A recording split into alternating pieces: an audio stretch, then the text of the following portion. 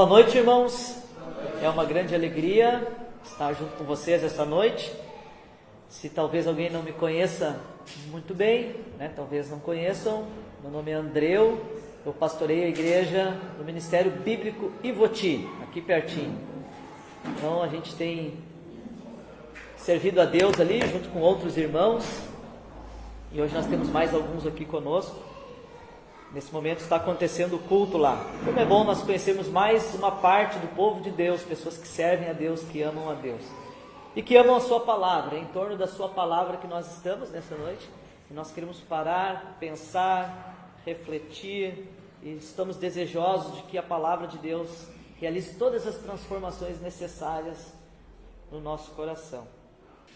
Marcos 7, do 14 ao 23. Você está com a sua Bíblia aberta? Fica com ela aberta. E nós já leremos o texto bíblico então. Nós temos como título da nossa meditação hoje, está aqui no slide, as armadilhas do nosso coração pecaminoso. É um assunto às vezes, que a gente torce o nariz para esse assunto. Vamos falar do nosso coração. Sempre é bom falar dos outros, ou falar de coisas externas que podem mudar ao meu redor, e aí eu posso até me alegrar no Senhor com isso, coisas externas mudando, mas quando nós colocamos o nosso olhar para o nosso coração, sempre dói um pouco, mas é necessário. Jesus, em muitos diálogos, muita conversa, ele fez as pessoas olharem para dentro do seu coração e perceberem as armadilhas do coração. Eu quero pensar um pouco com vocês a partir desse texto bíblico a respeito disso. Existem muitas armadilhas no nosso coração. Nós andamos muito distraídos, muito desapercebidos a respeito de tudo isso. E aí nós pecamos com muita facilidade. Nós desagradamos a Deus com muita facilidade, porque nós não temos essa real compreensão. Nosso coração, na realidade, é enganoso. Pensando sobre isso, vocês provavelmente lembram da queda do avião da equipe da Chapecoense. E foi um desastre terrível. Tinha um jornalista naquela queda do avião, que era o Rafael Heinzel. Eram alguns sobreviventes, a grande maioria morreu naquela tragédia da queda do avião do time de futebol da Chapecoense. E lá estava um dos sobreviventes, Rafael Heinzel, sobreviveu. Interessante que há uns meses atrás, ainda esse ano, se eu não estou enganado, completados 2 anos depois dessa tragédia e desse acidente, ele estava jogando um futebol com os amigos e deu um ataque do coração fulminante e o Rafael Heinzel faleceu. E eu chego a uma conclusão com isso, que o nosso coração e o coração do Rafael Heinzel foi mais letal que a queda de um avião. A queda de um avião não matou aquele homem, mas o coração dele foi letal. E às vezes nós achamos que coisas que estão acontecendo em nossas vidas é a pior tragédia, é a queda do avião, está tudo acabando. E nós não se damos conta que tem coisas no nosso coração que são muito mais letais que aquilo que nós achamos que é uma tragédia externa. Trazendo para o lado espiritual, obviamente. Então, a palavra de Deus diz lá em Jeremias, capítulo 17, versículo 9 e 10, não precisa abrir porque nós vamos ler o texto de Marcos. Esse texto diz: enganoso é o coração mais do que todas as coisas e perverso, quem o conhecerá? Ali estão essas armadilhas. Eu, Senhor, esquadrinho o coração, eu provo os pensamentos. Jeremias 17, versículo 9 e 10. Tá bom? Vamos ler então. Você está com a sua Bíblia aberta e nós podemos ler esse texto. Eu vou pegar uma parte da história, eu não vou ler toda a história, eu vou pegar a parte onde Jesus desafia o coração daquelas pessoas. Mas eu vou rapidamente explicar o contexto dessa história. Vamos iniciar a leitura no versículo 14. Estão todos comigo aí? Convocando ele de novo a multidão, disse-lhes: ouvi-me todos e entendei. Nada há fora do homem que, entrando nele, o possa contaminar. Mas o que sai do homem é o que o contamina. Se alguém tem ouvidos para ouvir, ouça. Quando entrou em casa, deixando a multidão e os seus discípulos interrogaram acerca da parábola. Então lhes disse: assim vós também não entendeis? Não compreendeis que tudo que de fora entra no homem, não o pode contaminar, porque não lhe entra no coração, mas no ventre, e sai para o lugar escuso. E assim considerou ele puros todos os alimentos. E dizia: o que sai do homem, isto é o que contamina, porque de dentro do coração dos homens é que procedem os maus desígnios, a prostituição, os furtos, os homicídios, os adultérios, a avareza, as malícias, o dolo, a lascívia, a inveja, a blasfêmia, a soberba, a loucura. Ora, todos estes males vêm de dentro e contaminam o homem. Feche seus olhos um minuto, vamos orar. Pai, nós estamos diante da Tua Palavra, somos agradecidos pela revelação do Senhor, completa, plena, suficiente, autoritativa, que é a Tua Palavra. E nela nós temos segurança daquilo que o Senhor quer trabalhar nos nossos corações. Fala conosco, nos ajuda a avaliarmos as nossas vidas e os nossos corações nessa noite. Transforma-nos para a Tua glória, Pai, que o Senhor seja glorificado através da Tua Palavra, que Teu Santo Espírito nos dê clareza, entendimento, e ajuda, Senhor, a comunicá-la bem, e que nós sejamos transformados por Ti, Pai. O que nós Te pedimos e agradecemos em nome de Cristo Jesus. Amém. O contexto, meus irmãos, do que nós acabamos de ler, está ali logo no início do capítulo 7, nós não lemos tudo, mas os fariseus estavam sempre à espreita, observando Jesus, e uma das observações que eles fizeram é que Jesus, numas saídas ali no mercado com seus discípulos, eles observaram algumas coisas, e eles viram a maneira que eles se conduziam, e voltaram do mercado e foram fazer uma refeição, e não lavaram as mãos, e eles ficaram plenamente indignados, foram questionar Jesus, por que os discípulos, seus discípulos não lavam as mãos? Nós entendemos que vocês devem ser bons judeus, zelosos e piedosos, vocês deveriam cumprir todas as regras, existe alguma coisa errada, nos deu uma explicação. Eles estavam sempre atrás de Jesus, sempre questionando, apertando, espremendo Jesus, e Jesus com calma, com sabedoria, com amor e com a verdade, sempre dando as respostas e desafiando o coração daqueles homens. E na realidade é por isso que Jesus, então, ele vai dar essa explicação. Jesus anteriormente ele deu uma desafiada no coração deles, e chama eles até de hipócritas, aqueles fariseus, né? Assim, ó, vocês se utilizam da lei de uma maneira indevida, né? Vocês se utilizam de uma situação que era chamada o Corbã na época, era você meio que penhorar os seus bens no templo, lá para os sacerdotes. Aí você meio que penhora, assim, eu consagro todos os meus bens ao Senhor no templo. Mas o templo só vai botar a mão nos meus bens quando eu falecer. Era tipo uma penhora religiosa. Aí quando os pais passavam necessidade, e os pais pediam ajuda para os filhos, aí o filho todo espiritual olhava para o pai assim: pai, eu consagrei os meus bens ao Senhor, Corbã. Enchia o peito na sua religiosidade.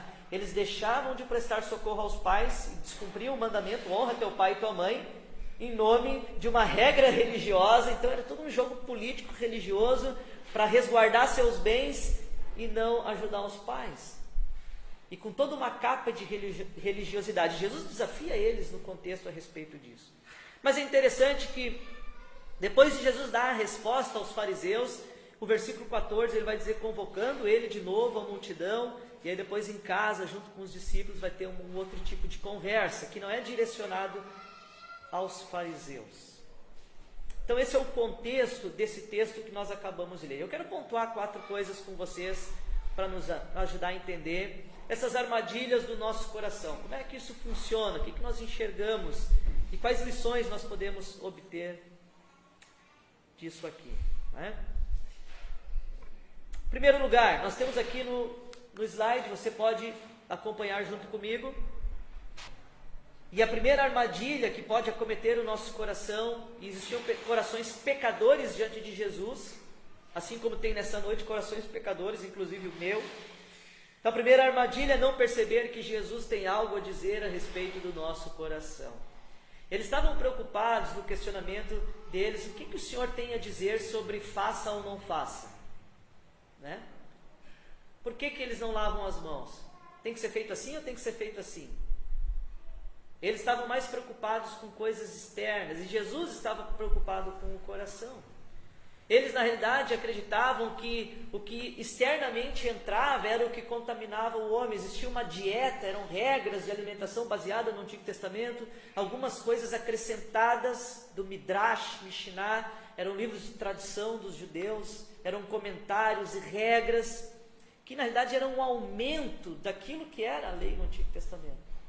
E preocupado com todas essas regras, eles acreditavam que a comida externa, entrando uma prática externa, é que ia contaminar o homem interior. Mas a palavra de Deus tem uma proposta totalmente diferente. A palavra de Deus nos ensina que o nosso coração já é totalmente corrupto. Nós já nascemos em pecado. Então não é alguma coisa externa que vai nos contaminar. Mas o nosso coração não precisa de coisa externa. O nosso coração já é corrupto na própria natureza pecaminosa do qual nós nascemos. E esse é o maior cuidado que nós devemos ter. É esse olhar atento para o nosso coração. Então, não perceber que Jesus tem algo a dizer a respeito do nosso coração é uma grande armadilha. Porque quando eu não percebo que Jesus tem algo a dizer, eu me distraio com outras coisas que não são tão importantes. Eu, como pastor, lido com tantas pessoas, e a gente escuta tantos problemas, e vem tantos dilemas, as pessoas despejam sofrimento diariamente, a gente lida com isso. E a pessoa acha que o maior problema dele é aquela circunstância. Pastora, minha mulher, o problema é minha esposa. O problema é que eu fiquei desempregado. O problema é essa doença que surgiu agora. O problema é aquele irmão da igreja que é difícil. O problema é sempre a circunstância. E aí, a gente tem que levar para a palavra, fazer entender, vamos avaliar o seu coração. O maior problema é como nós reagimos às circunstâncias difíceis. Esse é o maior problema. Eu reajo para a glória de Deus? Ou reajo com a minha natureza pecaminosa, pensando em mim mesmo? Então, Jesus tem algo importante para dizer. E veja que a instrução de Jesus, ela se conota como importante e também solene, de certa maneira. O versículo 14 diz assim: convocando ele de novo a multidão. Veja que partiu de Jesus. Jesus já tinha dado uma explicação para os fariseus, mas ele chama a multidão e os discípulos agora. É Jesus que tem a iniciativa. Enquanto eles estão distraídos com uma resposta de coisas externas, eles estavam satisfeitos, eu acho, com a resposta, mas Jesus não estava satisfeito, né? Porque Jesus enxergou corações distraídos ali. Eles não estavam percebendo que Jesus tinha algo importante, mais profundo para falar sobre o coração. E Jesus fala assim nessa expressão, disse-lhes: ouvi-me todos e entendei. Então Jesus, ele chama a multidão e ele já introduz o seu ensinamento. Por favor, como se estivesse assim em silêncio, me dê atenção agora, estejam com seus ouvidos atentos, olha, preste atenção, entendam o que eu vou falar, é importante. Então, se Jesus está tomando essa iniciativa, ele está fazendo as pessoas pararem e olharem profundamente para os seus olhos, para as palavras que ele tinha para dizer, é porque Jesus tinha algo muito importante para dizer. Isso nos mostra que muitas vezes nós não percebemos que Jesus tem coisas importantes para dizer para o nosso coração. Nessa noite, Jesus tem coisas importantes para dizer para o nosso coração através da Bíblia. Está aqui a boca de Jesus, o falar de Jesus, a revelação de Jesus. E nós às vezes vamos para o culto pensando assim: eu vou orar, eu vou pedir para o pastor fazer uma oração, estou com um problema, vou pedir para o pastor orar para que aquele problema se resolva essa semana. Então está mais preocupado com os benefícios talvez de uma oração, de uma ida ao culto, do que eu vou no culto porque eu sei que Deus tem algo importante para falar no meu coração. A palavra de Deus é suficiente. Muitas vezes não sabemos ou não damos importância para o conselho que Cristo tem em nossas vidas. E como que isso acontece? Por que muitas vezes nós não percebemos que Jesus tem algo importante a dizer para nós? Porque nós cremos numa dicotomia entre o secular e o sagrado, né? Que Jesus, na realidade, ele ensina apenas regras externas. É isso que as pessoas em volta questionavam Jesus. O que ele vai dizer a respeito dessas regras externas? Mas o coração cuido eu, né? É uma dicotomia. E muitos cristãos vivem assim, ali na igreja, a igreja pensa assim, tem certas regras, até vou me submeter, eu vou me comportar como crente, eu vou falar como crente no domingo, mas aí começa a segunda, o trabalho, a escola, não, daí eu vivo do meu jeito, eu tenho os meus projetos. Uma coisa é uma coisa, outra coisa é outra coisa, não, mas a Bíblia não diz isso. É tudo uma coisa só, eu nasci de novo. Eu vivo o reino de Deus na igreja, prédio, né? Ou fora do prédio durante a semana. É uma coisa só, não existe essa dicotomia. Também nós erramos muitas vezes porque nós achamos que,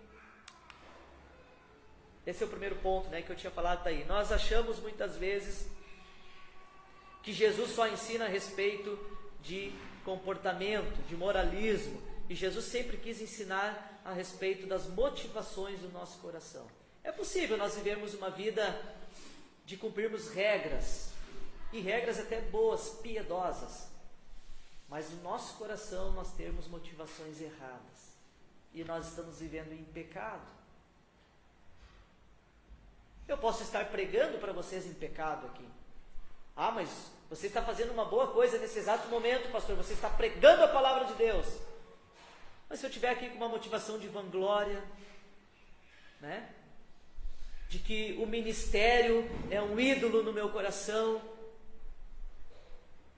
eu não vivo sem ser pastor, isso pode ser uma idolatria para mim. Ou pregar, e pregar bem para que vocês gostem, depois me dão um tapinha nas costas, pastor, que mensagem, hein? Eu posso pregar com motivações erradas, pecaminosas. Então vejam que é muito fácil nós fazermos algo que, poxa, isso é muito bom, mas a motivação é pecaminosa. E nós muitas vezes focamos no comportamento e no moralismo. Achamos que Jesus nos ensina a ter uma vida, muitas vezes só de vitória material nessa vida. Nós nos relacionamos com Jesus de maneira triunfalista. Então veja que muitas vezes nós nos relacionamos com Jesus achando que Jesus é uma coisa, o sagrado é uma coisa, o secular é outra, que Jesus foca só no externo, ou que só regras moralistas, e nós perdemos de vista muitas vezes que Jesus tem coisas importantíssimas, e a palavra de Deus está cheia de respostas para o nosso coração, daquelas confusões, daquele emaranhado que existe no nosso coração, daquele labirinto que a gente às vezes tem aquelas crises que você fica pensando assim, mas por que isso, por que aquilo? A palavra de Deus tem as respostas para que nós possamos avaliar os nossos próprios corações. Interessante que muitas vezes dentro dessas abordagens nós não consideramos o que Jesus tem para falar para o nosso coração. Nós consideramos o que o mundo tem para falar, o que a psicanálise, Freud, que fica focando no passado, se você foi abusado, o que aconteceu, então a culpa é do passado sempre. A culpa, né, do nosso coração, dos nossos pecados, não é nossa, é do passado. Ou nós olhamos para a mentalidade secular, behaviorista, que foca nos comportamentos, uma psicologia de Skinner, ele é comportamental. Se você faz isso, agora para de fazer isso e faz outra coisa, né? É tipo aquele cara que fumava, deixa de fumar e coloca um pedacinho de cenoura na boca, sabe? Substitui o hábito. É mais ou menos assim, né? E aí? Será que mudou o coração? Não é só pare de fazer isso e comece a fazer aquilo, mas e o meu coração? Eu só mudei o comportamento, eu substituí uma coisa por outra.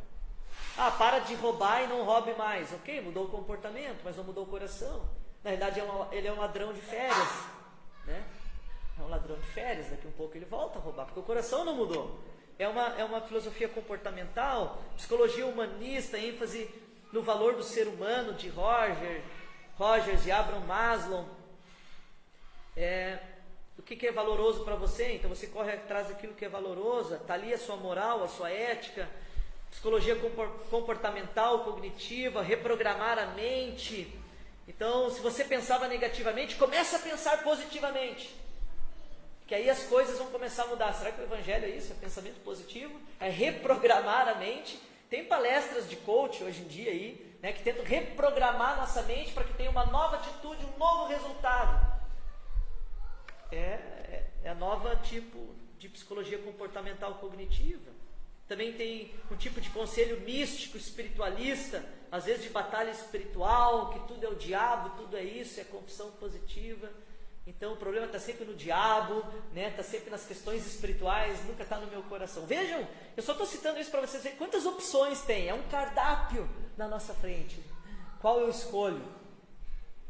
E tudo esse cardápio me distrai para eu não olhar para onde eu deveria estar olhando. É ou não é verdade? Poxa, eu posso escolher um cardápio? Esqueça esse cardápio todo.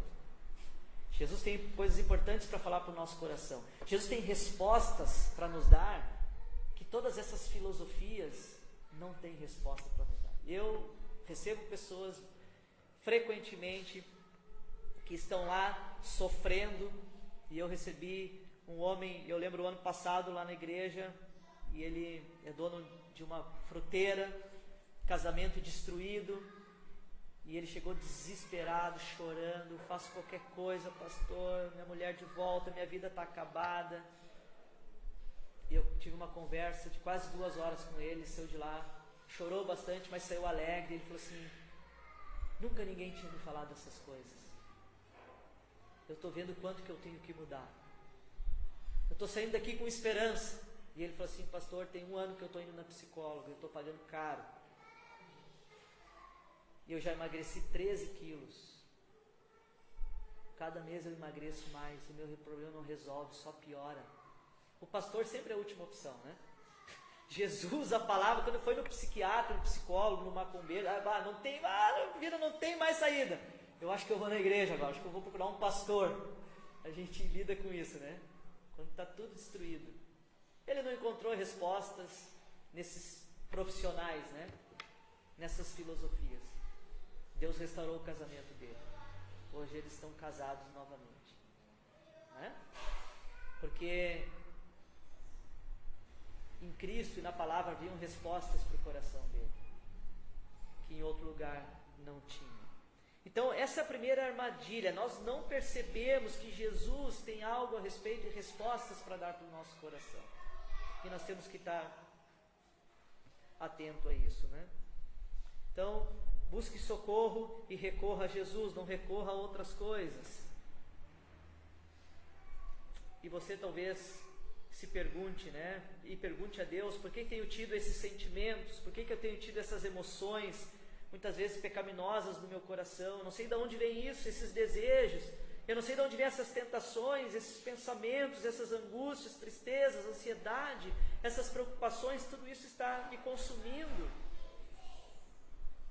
Vá para Jesus. Jesus tem algo importante para dizer para o seu coração. Jesus solenemente reuniu essas pessoas e disse assim: ouçam, prestem atenção em mim, entendam, eu tenho algo importante para dizer para vocês. Eu já dei a resposta para os fariseus, mas agora eu quero aprofundar mais esse assunto. Eu quero falar algo importante para vocês. Amém? Segunda questão é que dentro dessas armadilhas do nosso coração, acreditar que o problema muitas vezes está fora de nós. Essa é uma armadilha, acreditar que o problema está fora de nós. O versículo 15 que nós lemos, também o versículo 18b e o versículo 20, se você está com a sua Bíblia aberta, acompanhe aí. Jesus é muito claro nas suas palavras: não há fora do homem não há nada, né? Fora do homem que entrando nele possa contaminar. Mas o que sai do homem. Então o que Jesus está falando? É que muitas vezes, por que ele está orientando isso? Porque aquelas mentes acreditavam que o problema estava fora. É por isso que ele está dando essa orientação. Eles acreditavam que o problema estava fora. Versículo 18, então, lhes disse: assim vós também não entendeis, não compreendeis que tudo que de fora entra no homem não pode. Então ele reforça essa ideia. E o versículo 20, ele dizia: o que sai do homem, isso é que contamina. Então Jesus, ele vai desenvolvendo a ideia, ele repete, ele reforça. Por que tudo isso? Porque existia uma mentalidade de pessoas que acreditavam que o problema estava fora deles. Isso era muito comum dentro da mentalidade dos judeus. Dentro de tantas regras, de tradição, inclusive regras de alimentação. Tinha a questão de não lavar as mãos, ou de comer isso, não comer aquilo. Interessante que nesse texto, Jesus, aqui nessa explicação, ele usa a palavra grega koinos, 5 vezes nesse texto. E essa palavra grega significa contaminação. Então essa é a grande questão, né? A contaminação. Vem de fora para dentro ou de dentro para fora. Esse é o eixo do pensamento de Jesus. Contaminação. Koinos. Ele usa 5 vezes. Isso nos mostra essa ênfase, a importância que Jesus está dando a esse assunto da contaminação. E ele quer que os seus ouvintes entendam de onde procede essa contaminação. Vem de um lado ou vem de outro? É isso que Jesus está querendo deixar claro. Aqueles homens achavam que o problema era a contaminação que estava fora, diante de toda a religiosidade deles. Interessante, se você ler, e nós não leremos aqui, Levítico 11, também Deuteronômio 14, ali existe uma lista que era muito importante para os judeus, uma lista de dieta, né? Nós estamos numa época de muitas dietas e comidas e coisas assim, né? Mas naquela época a dieta não era uma questão estética, de emagrecer, tirar fotinho, selfie, botar no Facebook, dizer assim, eu tinha tantos quilos, agora tenho tanto. Não é esse tipo de dieta, não. Era uma regra alimentar que o próprio Deus tinha dado, de animais que poderiam ser comidos e outros animais que eram impuros e contaminados, que Deus não queria comer. Provavelmente também pela questão do deserto que eles viviam, né, peregrinando quando Deus deu a lei. Existia uma precariedade naquela época que aqueles animais poderiam trazer doenças, contaminar todo o povo e extinguir o povo de Israel, inclusive. Ok, mas a dieta não é nesse sentido estético que nós pensamos hoje. É uma dieta alimentar do que Deus disse que podia comer e não podia comer. Isso era muito importante para eles. Lógico que os judeus acrescentaram, mudaram dentro da tradição deles alguma coisa. E se você ler Levítico capítulo 11, você vai ver uma lista de animais que Deus assim, isso, Moisés escreve isso, pode comer, isso. E isso aqui não pode. E vai vários animais. Me chamou a atenção nessa lista, eu dando uma lida em casa na lista toda, né? E aí chamou a atenção que chegou no final do versículo 19, Levítico 11, 19. Aí o finalzinho fala lá, e também não comerás morcego. Viu só, né? Será que alguém precisa proibir o outro a comer morcego? Imagina se chegar para um filho e dizer, ó, não come morcego. Mesmo se você tiver com muita vontade, você está proibido de comer morcego. Eu achei bem interessante aquilo, né? Como é que se come um morcego? Frito? É mesmo, eu não sabia disso. Ensopado? Outros países comem, né? Aranha, barata, olho de cabra, sei lá, rato. Morcego, frito, ensopado, abafo, sushi de morcego, não sei. Costelão 12 horas de morcego, alguma coisa desse tipo, né? Mas me chamou a atenção. E essa dieta era chamada de kosher. Essa era a dieta que existia na tradição deles, está em Levítico 11, também Deuteronômio 14. E ali, inclusive, tem morcego e outros animais também. Isso era muito enraizado na cultura deles. Nós temos um texto aqui, nós podemos ler aqui, você não precisa abrir na sua Bíblia, né? Mas se você quiser abrir, pode abrir também. Só para vocês entenderem essa questão da contaminação, nós temos a questão da dieta dos animais, aí, do morcego, inclusive. Mas isso está claro em outros contextos também, né? Como isso era muito presente na vida deles. Jesus, lá em um certo casamento, e Jesus estava iniciando o seu ministério, acabou, nós conhecemos a história, acabou o vinho, né? Ele estava comprometida a festa e a alegria daquele casamento. Então Maria vai lá, chama Jesus, e aí Jesus vai dar um jeito naquela situação. Mas nós podemos ler aí. Eu estou um pouco de lado, eu vou pedir para algum irmão que está de frente, leia esse versículo para nós. Aí. Com corajoso? Sua mãe disse aos serventes, fazei tudo quanto ele vos disser. E estavam ali postas 6 talhas de pedra para as purificações dos judeus. E em cada uma cabiam 2 ou 3 almudes. Disse-lhes Jesus, enchei de água essas talhas. E encheram-nas até em cima, e disse-lhes, tirai agora e levai ao mestre-sala, e levai. Ok, o que eu quero chamar a atenção nesse versículo é que dentro de uma casa existiam 6 talhas, e essas talhas eram um vaso grande, né, de pedra, e se segundo os historiadores, ali cabia entre 80 a 120 litros de água. 6 talhas, 120 litros, foi quase 800 litros de água que Jesus para os caras assim, para os servos, ó, encham. Deve ter dado trabalho para encher. Mas só para mostrar que, olha só, era muito comum nas casas, nas residências, terem essas talhas de água para que as pessoas se purificassem. Então isso era tão forte que não era assim em poucos lugares. Era em todos os lugares, tinha, essa purificação tinha que acontecer, as pessoas tinham que se lavar. E Jesus usa isso, que é tão simbólico na tradição deles, para transformar a água em vinho. Jesus estava dizendo assim, eu sou muito maior que a tradição de vocês. Né? Ele pega elementos da tradição para se revelar como Criador. Né? Mas só para que vocês vejam que tudo isso, né, uma dieta, uma regra de dieta lá em Levítico 11, na cultura deles, o lavar a mão e tudo mais, eles achavam que tudo isso é que contaminava o homem. Estavam tão distraídos, não percebiam seus próprios corações. Quantas vezes hoje crendices evangélicas acham que vão contaminar o homem? Não pode tomar Coca-Cola porque é do diabo, né? Não pode ser um desenho da Disney porque vai entrar o demônio na sua casa se você deixar um filho assistir um desenho X. Tudo bem, se tem uma mensagem ali que vai fazer ele pensar por um outro lado, evite, né? Mas às vezes se levam para um lado místico, né? Não pode usar uma roupa tal porque essa roupa aqui ela traz uma maldição. Quantas pessoas têm essas coisas, né? Eu fui visitar uma família uma vez, e eles tinham um sítio, um açude, e a pessoa disse assim, uma vez teve um pastor e uma pastora aqui, e eles olharam para minha casa, isso é do diabo, joga fora. E eu tinha um sapo tão lindo que decorava o meu jardim, era uma gracinha aquele sapo.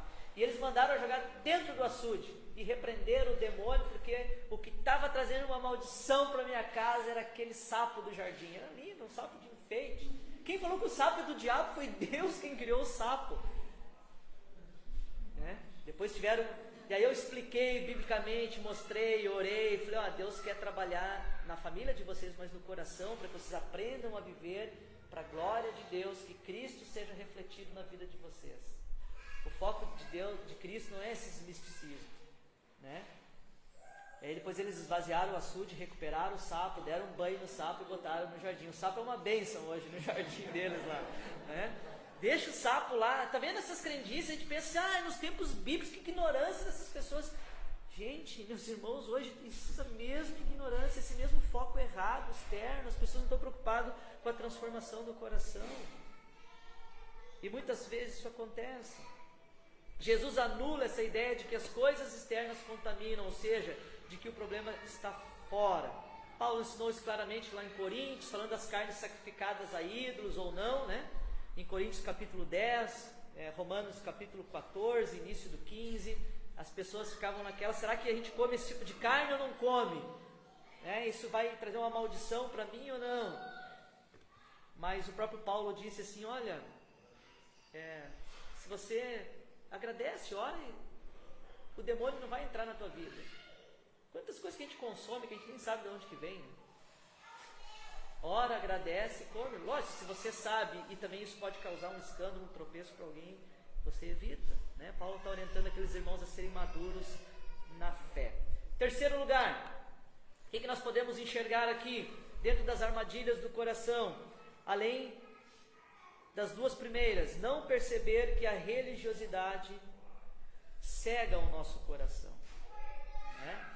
Às vezes nós não percebemos que Jesus tem algo para falar do nosso coração. A gente acha que Jesus tem algo para falar só externamente. Como é que eu faço para ter sucesso na vida, um bom emprego, saúde? Nós estamos distraídos, nós não percebemos. E muitas vezes nós não percebemos também que toda essa religiosidade cega o nosso coração. O versículo 16 ao 18, está ali, se alguém tem ouvidos para ouvir, ouça. Olha a importância do que Jesus está querendo dizer. Quando entrou em casa, deixando a multidão, os seus discípulos o interrogaram acerca da parábola. Então, no momento mais íntimo, os discípulos foram falar com Jesus. Então lhes disse, Jesus vai repetir essa mesma ideia que ele falou para a multidão, ele vai repetir para os discípulos. Então lhes disse assim, vós também não entendeis, não compreendeis que tudo o que de fora entra no homem não o pode contaminar, Então o que Jesus está mostrando? Olha, vocês ainda não entenderam, eu expliquei para a multidão, agora estou entrando de casa, vocês estão me perguntando de novo. E olha como a religiosidade assim, ó, cegava as pessoas. Não bastava uma explicação. Jesus já tinha explicado e afrontado a religiosidade dos fariseus. Aí deixou os fariseus à parte, veio a multidão. Daí ele falou diretamente que o que contamina não é o que entra, é o que sai. E agora ainda entrando em casa, o discípulo vem de novo. Tá, mas explica melhor. Vocês ainda não entenderam? Eu já falei para os fariseus agora, eu falei para as multidões agora. Tá bom, eu vou explicar de novo. Olha como a religiosidade é uma coisa tão impregnada que tem que ir saindo aos poucos. E eu lido como pastor com tantas pessoas recém-convertidas, pessoas que vêm de outros lugares, e depois de meses, anos, ainda tem uns resquícios que a gente tem que amorosamente, né? Olha, a Bíblia diz assim, porque a religiosidade é um engodo, é uma mentira, que muitas vezes nos escraviza. Então não admitir que o problema do homem está no coração é mais uma armadilha, né? Quer dizer, não perceber, ponto 3, que a religiosidade cega o nosso coração é mais uma armadilha. É a ilusão pecaminosa muitas vezes das obras, de querer conquistar o favor de Deus no que se faz, e por aí vai. Pedro, que já era um discípulo de Jesus, tinha escutado essas instruções de Jesus. Vocês lembram? O que Pedro fez?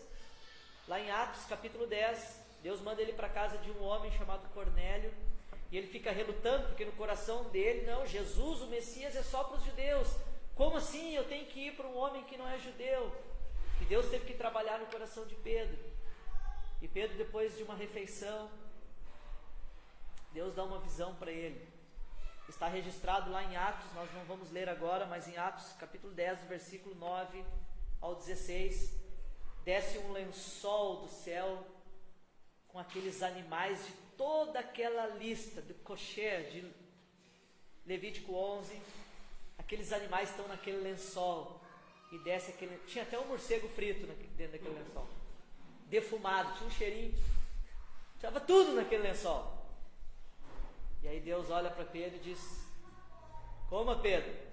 Não, Senhor, não, isso aí, eu sou um cara tão espiritual, né?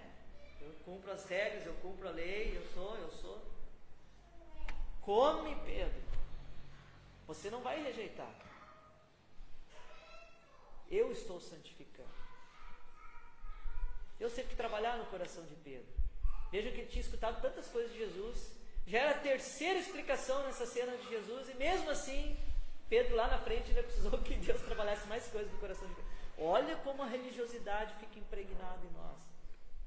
E tudo isso obscurece o principal, que é o nosso coração. Então isso é um fator de armadilha, né? Religiosidade cega os nossos corações. A religiosidade é uma linda roupa de piedade que esconde o nosso coração.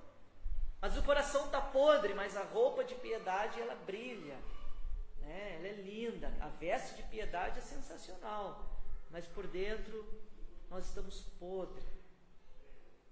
Muito interessante isso, né? O que Jesus expõe, e aqueles homens estão ali prestando atenção nessas explicações de Jesus, o que Jesus está querendo cavocar do interior daqueles ouvintes, e é o que Deus está fazendo conosco agora. E o último ponto que nós podemos observar, irmãos, ponto 4, dentro dessas armadilhas: não admitir que o problema do homem está no coração. Como nós somos duros em admitir isso? Isso é mais uma armadilha, né? Não admitir. Só que o orgulho está lá, né? Nós somos orgulhosos e a gente não admite, a gente bate o pé e a gente acha que não, no meu coração não. Eu, como pastor, tenho lidado com aconselhamento bíblico e nós vamos chegando no coração e na raiz do problema. Daí quando é como se você pisasse no calo do indivíduo. Daí ele, não, aqui não. Às vezes ele nem quer mais reunir contigo para conversar. É verdade. Não, André, para por aqui, eu não quero que tu toque mais nesse assunto. Porque nós chegamos no coração, né? Enquanto está nas coisas externas, né? Na tragédia do avião, que as pessoas acham que é tragédia, que acham que é o problema dela. Enquanto a gente está nos fatos do faça ou não faça, da religiosidade, quando a gente está no nível dos comportamentos externos, ok. Quando a gente entra no coração, começa a identificar algumas coisas, começa a mostrar e apontar, aquilo dói, né? Muitos se rendem, se submetem, e ali é onde acontece a real transformação. É na raiz, é no coração. Ali é onde acontecem as verdadeiras transformações. Nós, na realidade, não gostamos de assumir a culpa.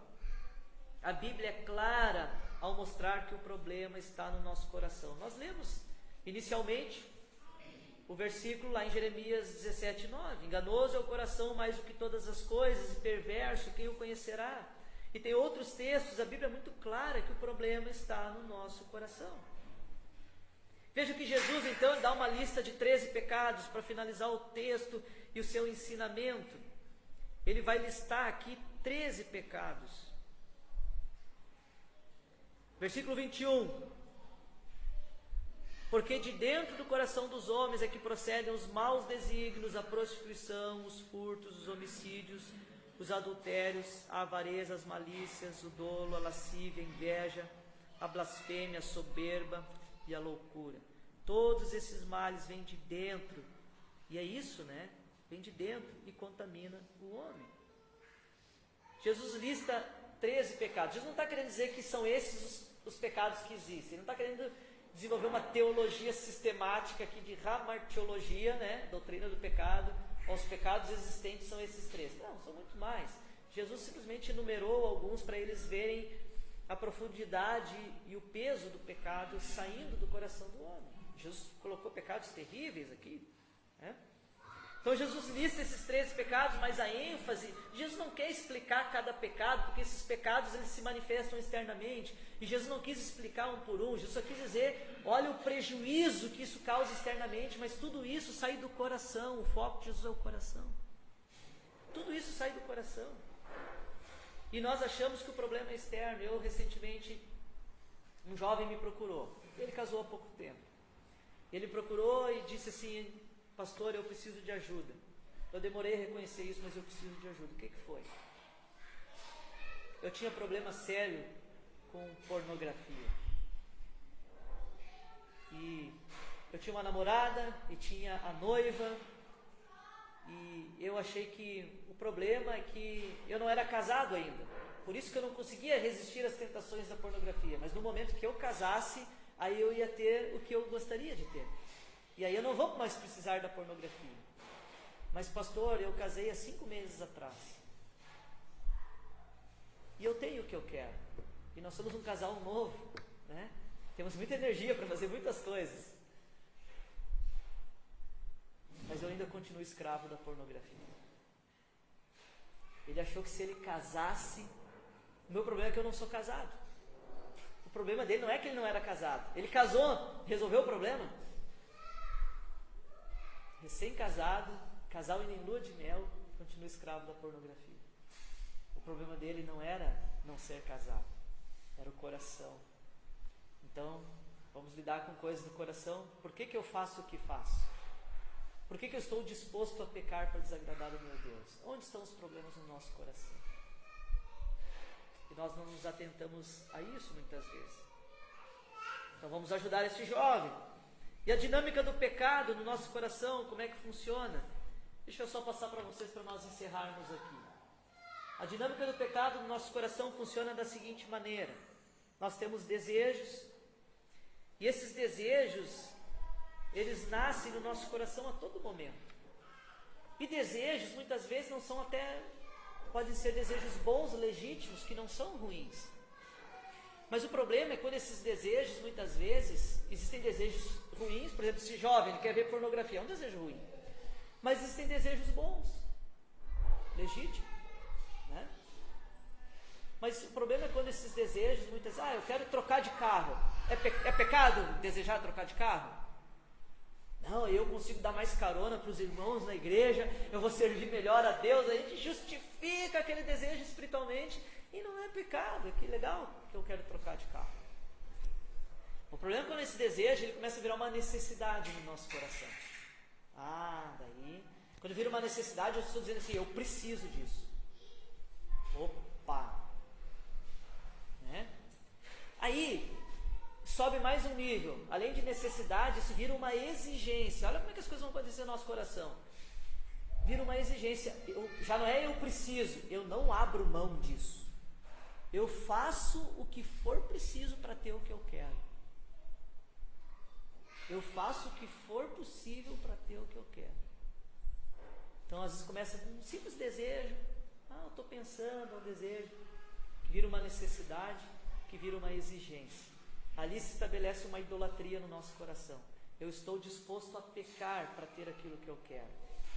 É isso aí. Peco para ter o que quero. Ou então, peco porque não tive o que quero. Estou disposto a pecar. Me mato trabalhando, vou lá, faltam os cultos na igreja, não dou atenção para a família, mas eu tenho que trocar de carro. Você está pecando.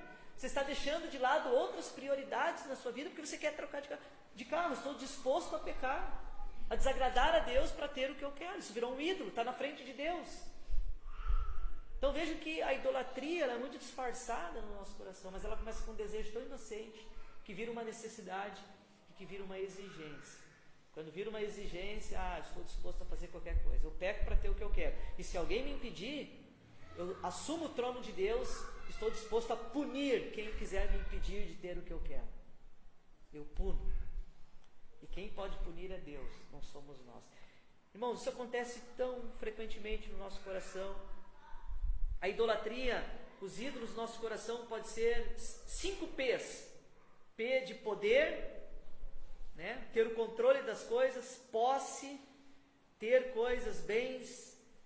Um ídolo do nosso coração pode ser paz. Eu não quero me incomodar. Isso é uma idolatria. Eu vejo um irmão pecando, a Bíblia diz que nós devemos confrontar uns aos outros, exortar uns aos outros, mas diz assim, ele pode ficar chateado, eu vou fazer de conta que eu nem vi isso, que eu nem estou vendo, e cada um com a sua vida, eu não quero me incomodar. Você deixa de cumprir uma ordem de Deus, porque você não quer se incomodar. Ter tranquilidade é o meu ídolo. Nem que eu tenha que desagradar a Deus, mas eu estou tranquilo. Poder, posse, paz, prestígio, né? Nós temos desejo de aprovação de homens, ou prazer. Eu quero sentir prazer. Custe o que custar, eu tenho que ter prazer.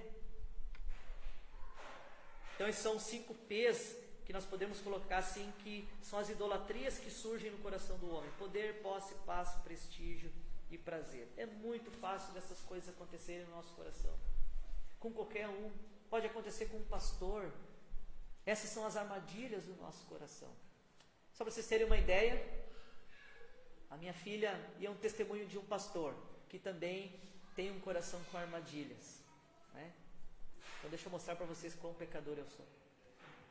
Tenho uma filha que tem 19 anos, ela mora hoje no Palavra da Vida. E quem já teve filhos aí, que passou pela idade de adolescência, se tornou jovem, sabe que são momentos difíceis muitas vezes, né? Aquela pré-adolescência, meio rebelde, responde o pai. Então nós passamos alguns momentos ali difíceis com a Ana. E essa relação pai e filha, em muitos momentos a gente teve uma relação um pouco difícil, né? Graças a Deus eu louvo pela vida da minha filha. Ela sempre foi uma bênção.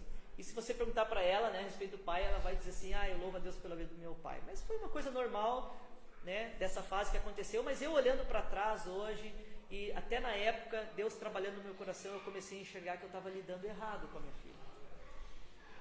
Tinha armadilhas no meu coração.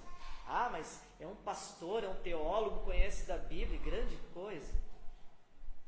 É muito fácil nós cairmos em todas essas armadilhas que nós listamos ali.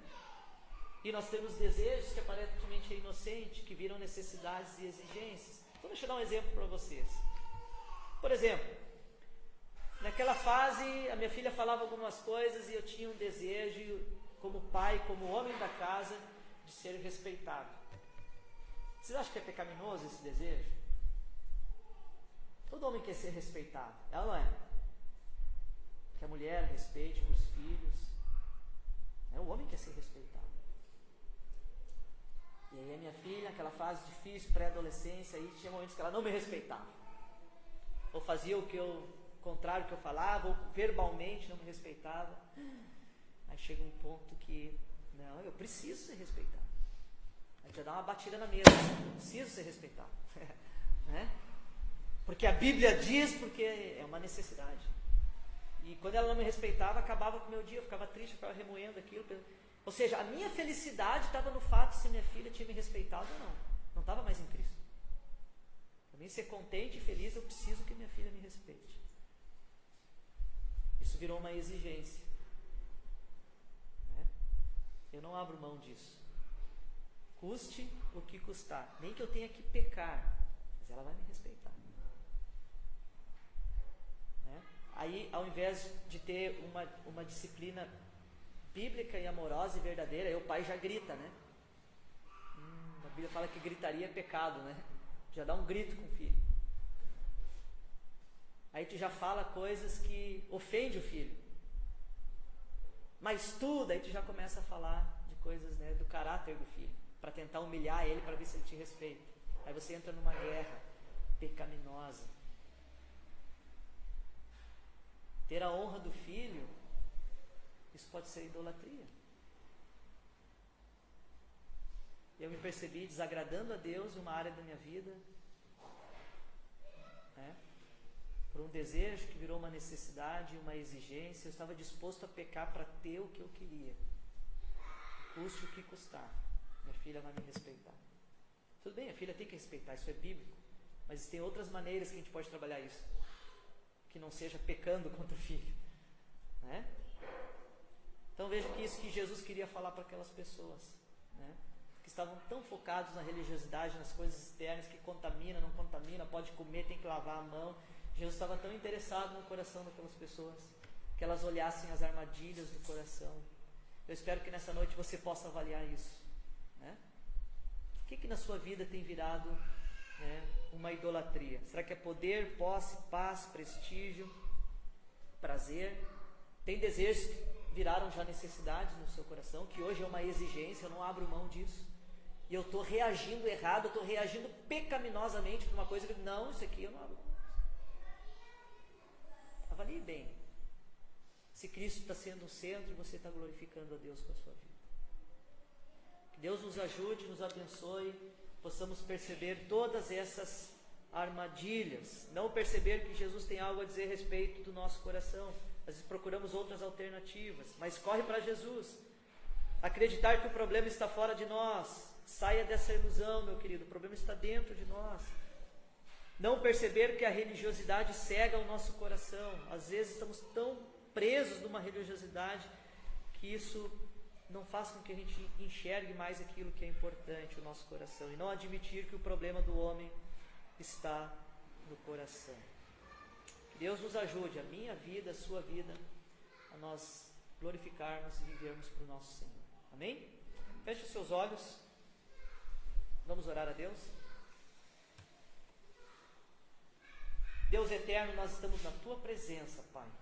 Muito obrigado pela Tua palavra, porque assim como o Senhor desafiou homens, quando o Senhor estava aqui nessa terra, o Senhor desafiou corações, olhando no fundo dos olhos de muitos homens e mulheres. Nessa noite, através da Tua palavra, o Senhor olhou o fundo da nossa alma, e o Senhor nos desafiou agora, assim como fez com os fariseus, a multidão e os discípulos. Nos ajuda, Pai, nessa noite a avaliarmos bem o nosso coração. Nós pedimos que o Teu Santo Espírito possa agir, gerar arrependimento, transformação, trazer luz, clareza sobre aquilo que está obscuro. Tira, Senhor, a religiosidade das nossas vidas. Nos faça, Deus, enxergar as reais motivações e ídolos que moram no nosso coração. Nos faz enxergar as armadilhas e nos ajuda a tirá-las todas para fora, pela Tua palavra, pela intimidade com Cristo ressurreto, poderoso, que é capaz de nos socorrer nas nossas tentações, porque o Senhor mesmo foi tentado em todas as coisas e é capaz de nos socorrer. Nos ajuda, Pai, nós clamamos por misericórdia a Ti. Nós somos tão falhos, tão fracos, tão miseráveis. Nos ajuda a sermos honestos com o Senhor e com a Tua palavra nessa noite, Pai. Transforma-nos para a Tua glória e que a nossa vida reflita Cristo Jesus em cada momento. É o que nós te pedimos e te agradecemos no nome eterno do Teu Filho Jesus. Amém. Amém. Deus abençoe os irmãos. Foi uma alegria aqui estar com vocês.